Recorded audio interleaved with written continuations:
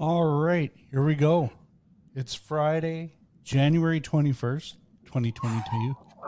And the news today, when I woke up at early this morning, I saw that Meatloaf had died.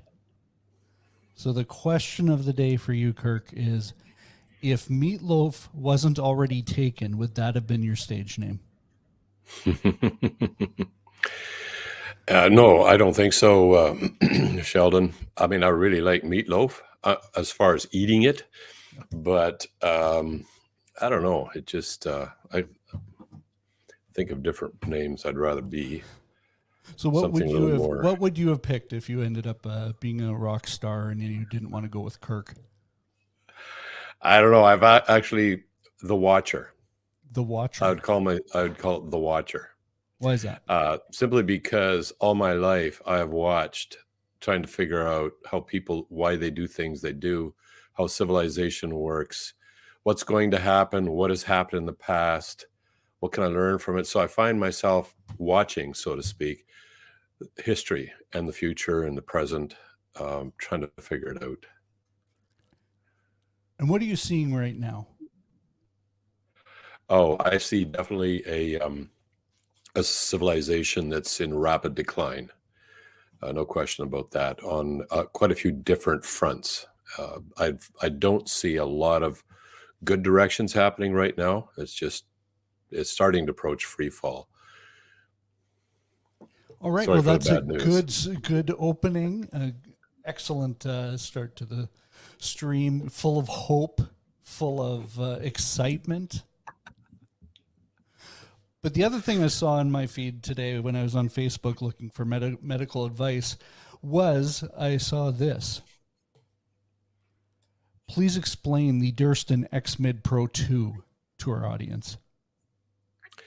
Well, I would have to say that I have had inside information about the development of this tent. First of all, it's not mine. I know the name's the same. It happens to be designed by one of my sons, but this guy is a fanatic. He's a fanatic hiker and a stickler, an artist, for detail and perfection. And so he's got literally hundreds of nights in tents, thousands of miles of hiking. And that's where he thought he conceived his baby, the ultimate ultralight tent, as far as quality, lightness, and everything else. Of course, I'm not. Somebody might accuse me of being biased a little bit. I'm trying to answer objectively. Well, I can just say after watching, if you haven't seen the whole YouTube video, it's about five and a half minutes. We're not going to show it today because we're not getting any money from Durston tents. But I would say, Dan, if you're open to it, we would love to talk sponsorships here. This tent looks really cool. If I was outdoorsy at all, I would probably look at this thing as a purchase.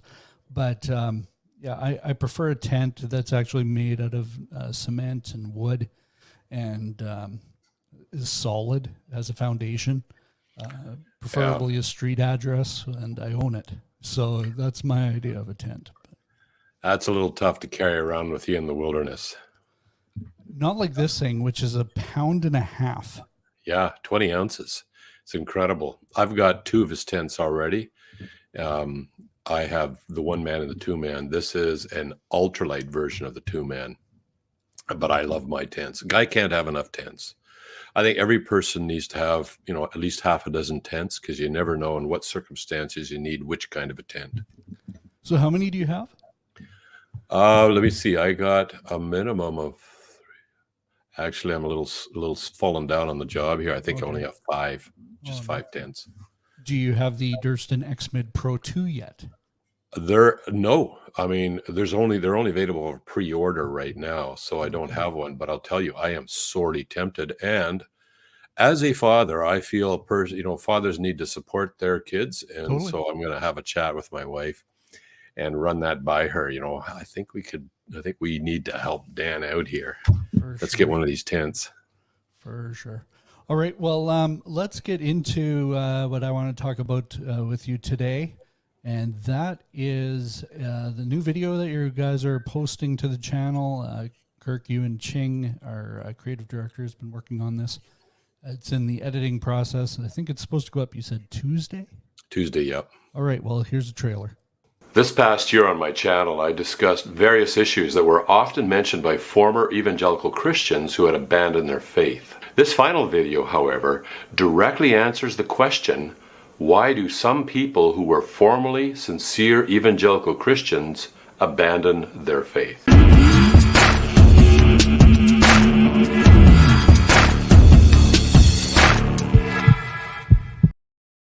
Okay, so that's going up Tuesday. But can you give us a little bit of a preview? What are we going to see? Sure. I've had a real interest in this for probably 4 years now. I mean, I've always been interested in the question, but in the last, say, 4 years, I actually actively began to dive into it, reading books by people who had studied this already. But finally, it culminated in just listening to a ton of testimonials or stories from people who we refer to as Exvangelicals, or people have deconverted, so to speak, from Christianity. And at first, I approached this like I think a lot of other people have approached it. I just listened to what the reasons were, and I thought, oh, let's just respond to the reasons. And then if other people are thinking about deconverting, they just look at these responses to the reasons why people can deconvert, and maybe it'll help them. But I noticed there was something missing. It wasn't just the reasons they were giving for leaving Christianity. Well on my way, about a year and a half into this, I would say, I just had a revelation. I said, wait a sec. I have paid attention to what they're saying, but I have totally missed what they did not talk about. And when I had that revelation, I realized, oh, there's a whole nother layer, a deeper layer under the reasons. The reasons are things that I say apologists might respond to, like, what about all the evil and suffering in this world? I just can't take it anymore. I'm out of here. There's no God. Well, an apologist would come back and say, well, actually, and then give a long talk or a seminar or a series of short videos on it, whatever, that are very good. But I realized that's not actually the issue, these questions. These are secondary things that arise out of the primary problem. And the primary problem, I think, is, from what I could see, is that they never talked about leaving the presence of God, so to speak. What do I mean by that? Well, let's talk about marriage. If I've been married for 41 years, over 41 now, and I can't even conceive of leaving my wife, leaving her. Our lives are just so entwined. We've shared so much together. But let's say I did, and I would be talking about it afterwards with other people. What would I talk about? What were the reasons that I gave? Well, if I just talked about how I felt marriage was there's so many expectations that come with marriage, and there are issues that I don't think are compatible with marriage, and a ton of stuff about why I left the marriage, but I did not talk about her, you could safely assume that I had left a marriage, but I had not left a relationship, because it was pretty much not there. And this is what I saw with these evangelical testimonials. Now, I'm not saying they never were Christians, because I think that's very unhelpful. Because I think the symptom of not experiencing the daily presence of God in your life is not just something that people who aren't Christians experience. I think a ton of Christians just are, and I would say sincere Christians, really trying to make it work. And I think a lot of these people I listen to, I would give them the benefit of the doubt. I mean, I think they were sincere Christians, pastors, missionaries, and so forth. They were sincere, but there was something just empty in the whole thing.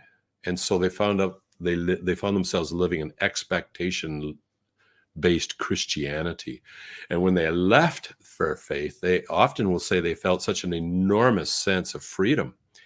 And I can totally understand. I mean, if you've been living your life trying to measure up to expectations that you perceive or actually hear about within a religion such as Christianity, and it just gets exhausting. and leaving all these expectations behind you just freed them up to be themselves, they would say. They're just now free to be themselves. So like I've seen a lot of these YouTube videos where people are saying, here's what I grew up in. And it was often a very legalistic or fundamentalist style of Christianity, where it was expectations. It was you have to wear a dress if you're a woman, or you're not allowed to. Like, I grew up in a bit of that, and like when I was about 10 years old, I went to church camp and I wore a muscle shirt, and I didn't have muscles. I was a little scrawny kid, and they made me change my shirt because I would have caused somebody to stumble.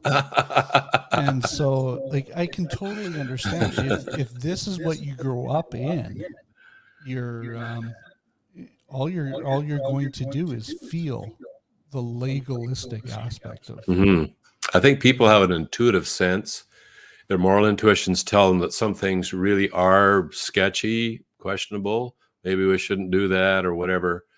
But then that allows them to, there's other rules that are made up by religions, and they look at those, and that moral intuition does not support it. It just seems to be, wow, like who made up the rule, don't wear muscle shirts? Like, and so it's just not, there's a disconnect there. And so there's no real reason to measure up to these things other than they're just the expectations. Now, I should say, though, that not all the deconverters left what I might say an expectation driven, although I think that there were expectations in every case, but others came from maybe more of a, I don't know how to say it, like a very shallow type of experience. I mean, it was all about having a really euphoric experience during the church service or during the praise and worship concert.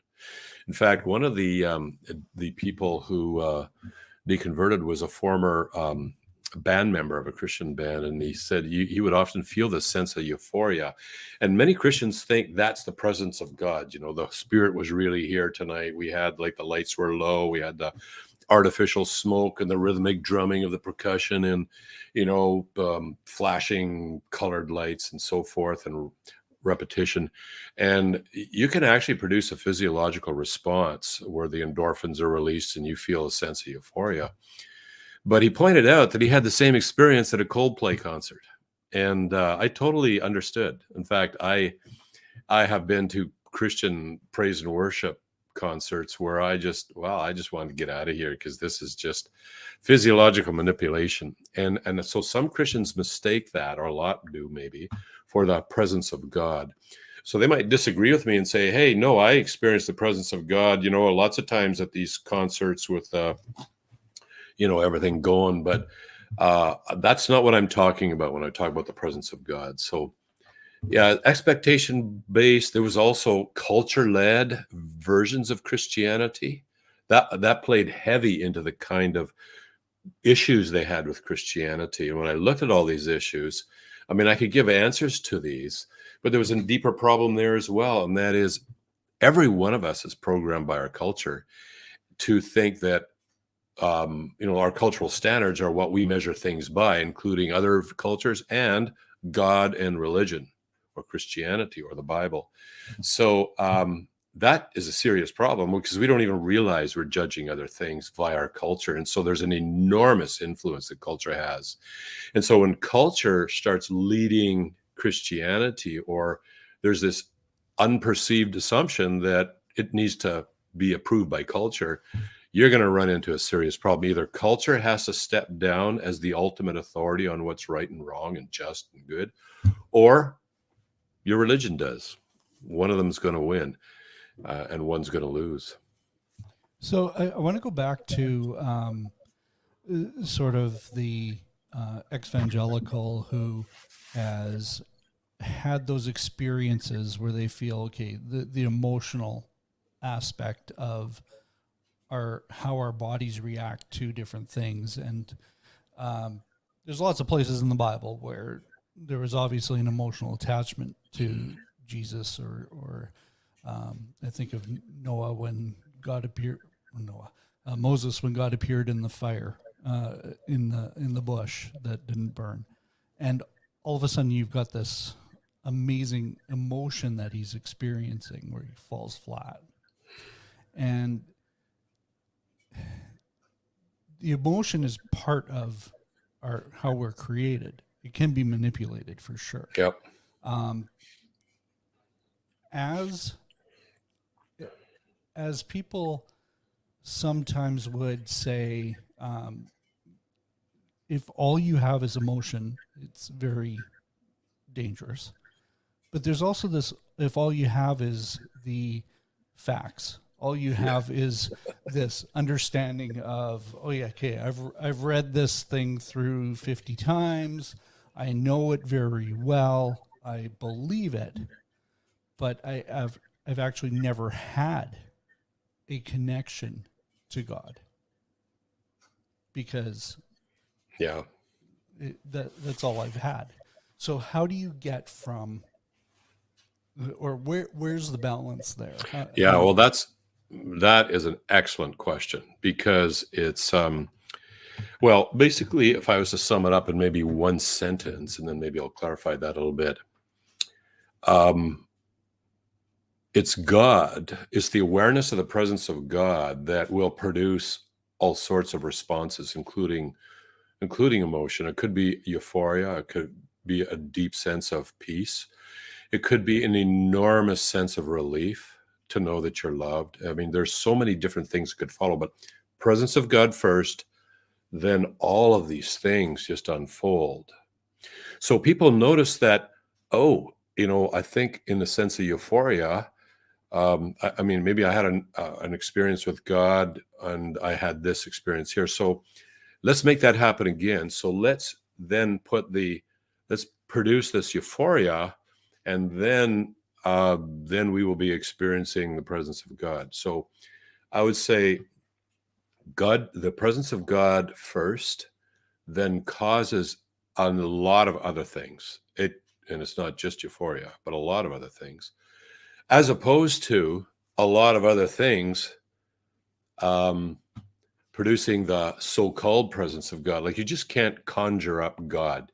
I attended one church one summer, and you could always tell when it was time for people to start experiencing the presence of God, because the person on the piano would start taking their finger, and they'd start at the bass, and they just run it right up and down to the top, and then down like this, and it would go,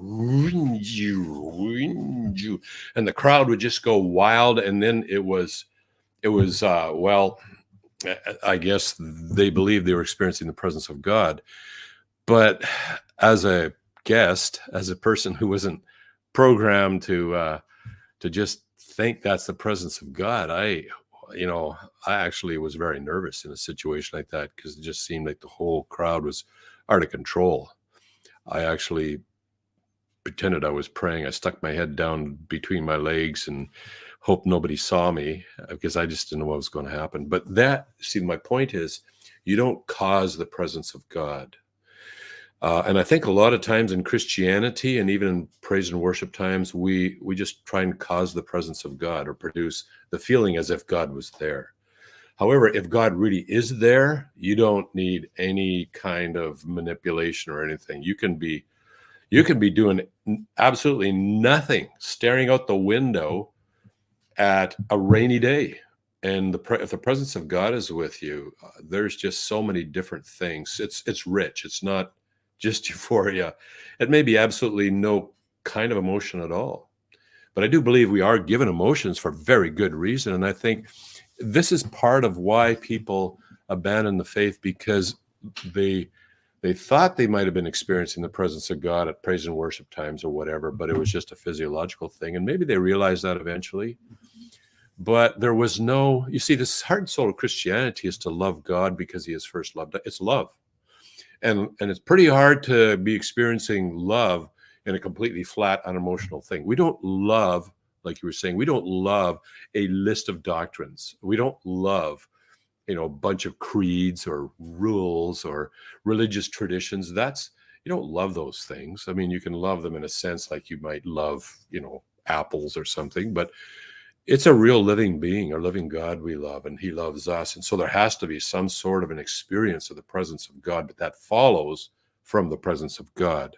We just don't manufacture experiences and try and convince ourselves we're experiencing the presence of God.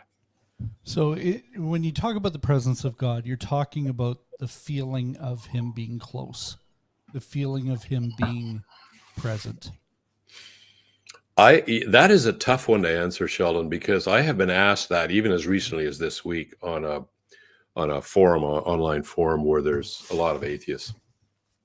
And I have a friend of mine who is a Exvangelical who's asked me a lot on that. What is it? What do you mean experiencing the presence of God? And even in our conversations, it's clear that even though he was once a very enthusiastic Christian, a youth leader in his church, he doesn't know what I'm talking about when I talk about experiencing the presence of God. So what is that? And it feeling, I would say, maybe is one way to describe it. I prefer to describe it as the awareness of a presence of a person. Oh, it's an awareness. I don't have to, let's say if my wife we were in the same room, she's reading a book, I'm reading a book or whatever. I might not even be looking at her, but I'm aware of her presence. I would say first and foremost, for me at least, it's an awareness. Now that might not be what everybody would describe it as. So there might not necessarily be any feeling that I could describe, but first and foremost, it's an awareness of a presence, and this presence is of a living being that's vastly greater than any human, and he is with me right now. He is with me, around me. Difficult to explain, but I'd say for me, it's an awareness of the presence of God, of a being, of a person right here with me, and he's vastly greater than any human. Now, when I think of the Psalms, there's lots of times where the question, "Are you there?" Like, I don't feel you're there. Is that because the presence of God is missing for David at the time, or is it I'm not getting the answers to the prayers I want right now? Like, what do you have an answer to that? That's a very good question too. Like, yeah, I know what you're talking. When you asked that question, it reminded me of an ancient king by the name of Hezekiah, who is basically his life is described in the Bible. And he went through a lot of good times, and he went through some pretty bad times too. But there's this one statement that really hit me, and it says how good, like there's a summary of his life and how good Hezekiah was, and God, how God took care of him. It says, but then it says this, and God left him alone only to test him. Like there were times in his life where where Hezekiah had no sense of the presence of God with him. And God said he did that on purpose because it's kind of like a refining fire. How will you do in your love for someone when you think they're not there? Even for husbands and wives, like men who work and go on business trips, or women who do that. The real question is not how they behave when they're at home, but how they behave when they don't think their spouse is around.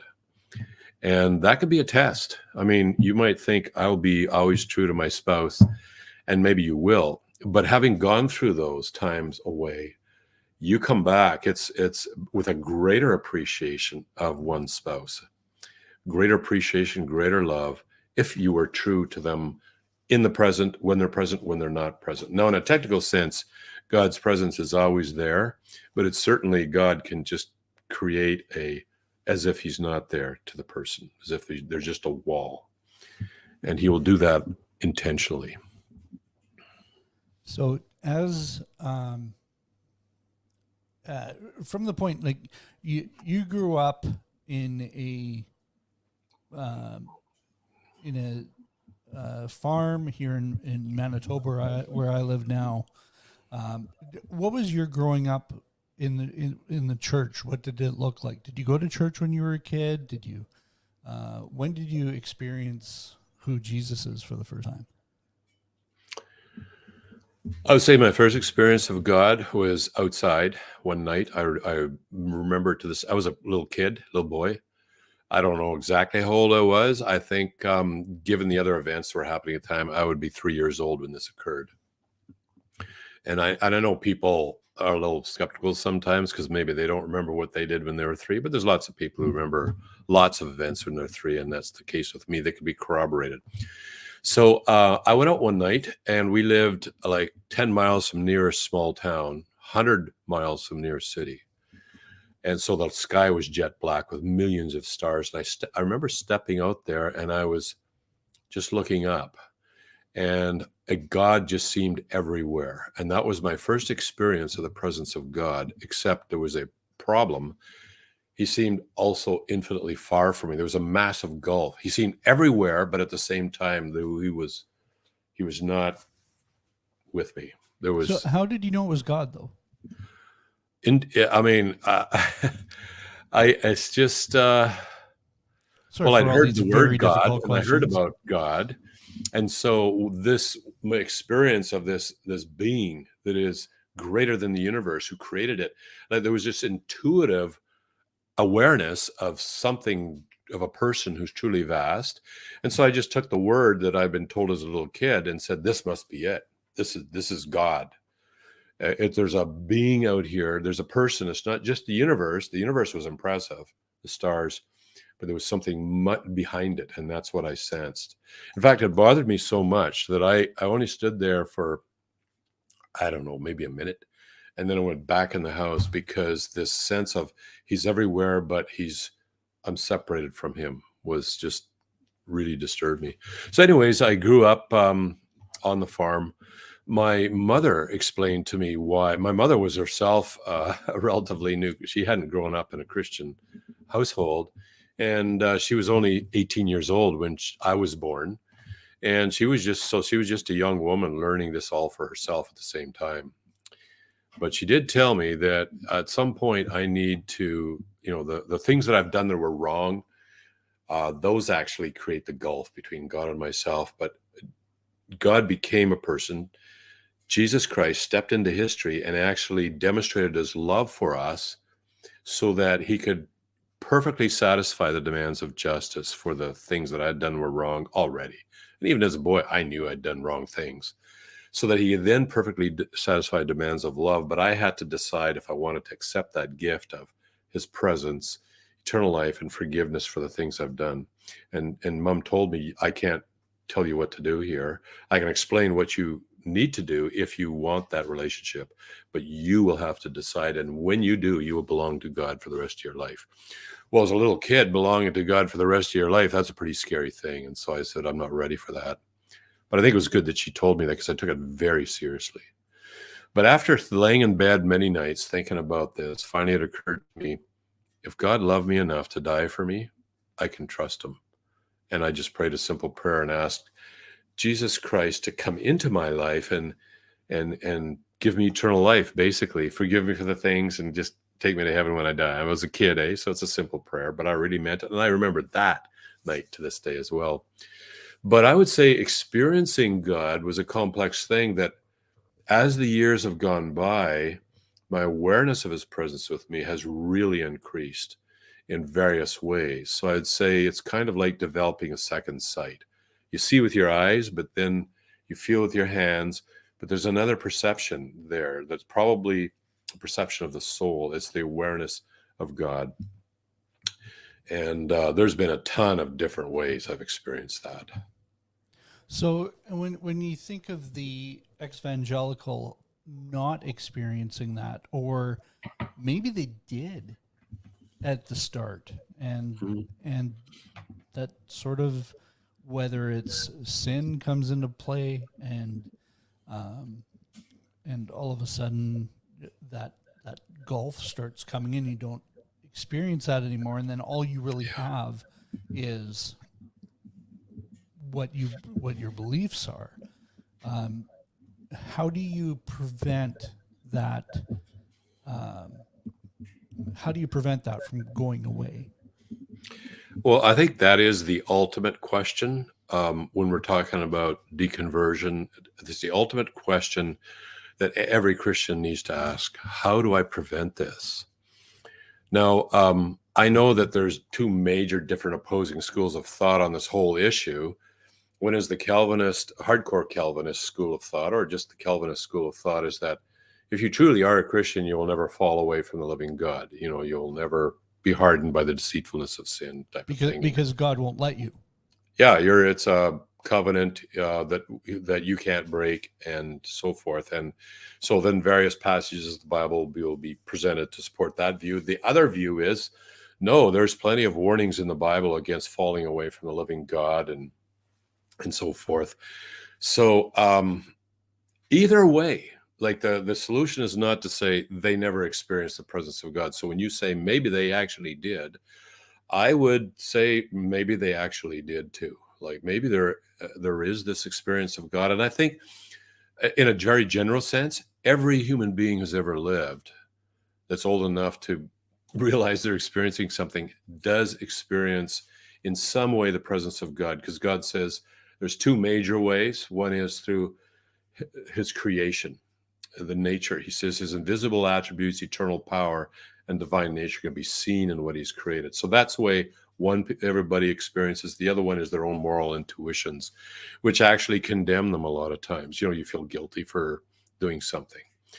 So everybody might, and these, how do you prevent that is the real question. And I would say this, and my years of thinking about this, I think the answer is obvious.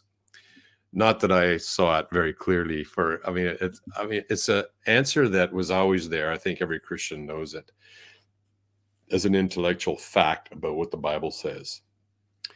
But the answer is actually quite simple, and that is to actually pursue loving God with all your heart, soul, mind, and strength. That, to me, is the heart and soul of living Christianity.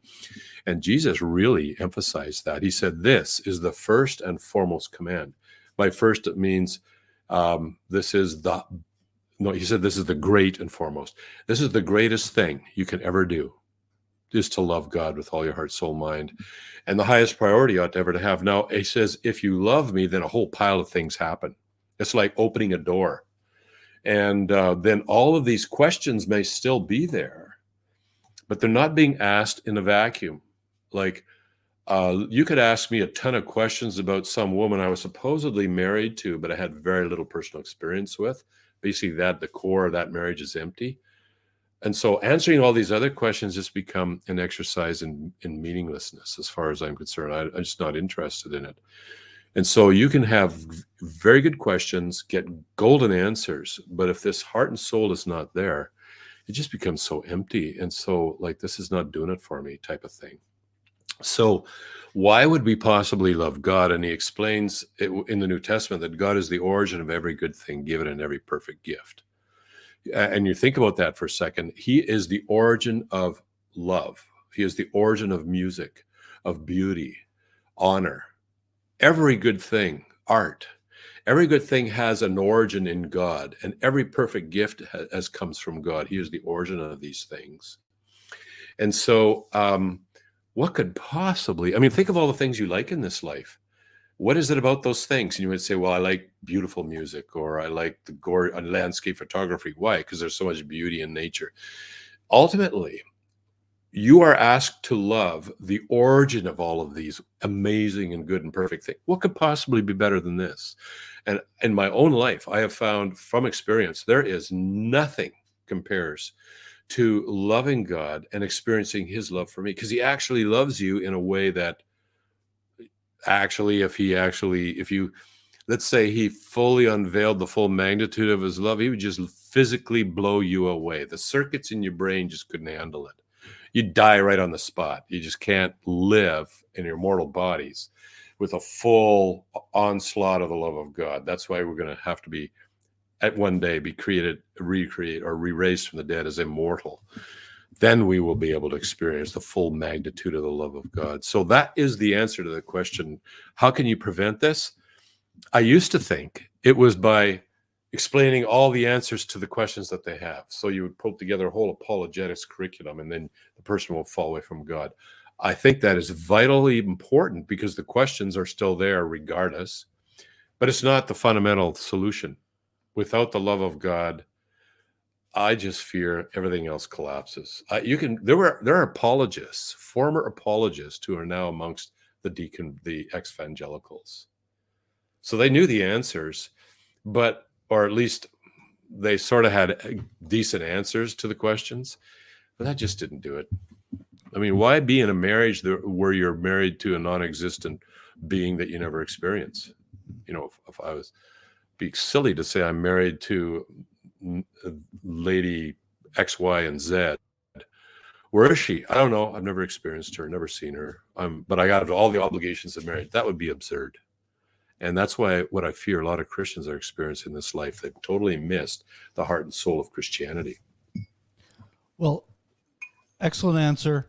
We will continue this discussion next week, but yeah, I would agree. If you lose that love part, if you're whether it's in marriage or with God, if you lose that love part, and it's two ways, right? If one way it stops, yeah, the relationship's gone, and it doesn't matter how much you have in your head, it's just not going to hold. Well, thanks, Kirk. We will see you again next week. My pleasure. Thanks, Sheldon. Bye all.